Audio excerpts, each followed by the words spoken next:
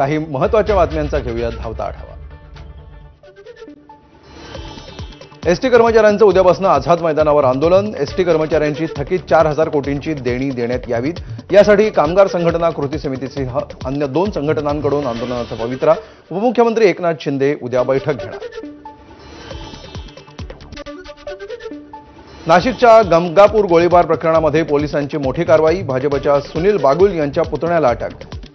अजय बागुल, सचिन गोमावत आणि पप्पू जाधव या तिघांना 17 ऑक्टोबरपर्यंत पोलीस कोठडी।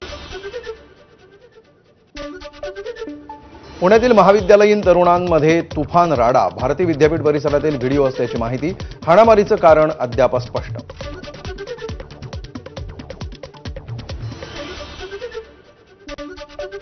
जळगावच्या बिबानगरमध्ये घरफोडी। बंद दारातून सोन्याचे दागिने आणि चांदीचे कडे आणि रोकड लंपास। तोंडाला रुमाल बांधलेले 2 चोरटे सीसीटीव्हीत कैद।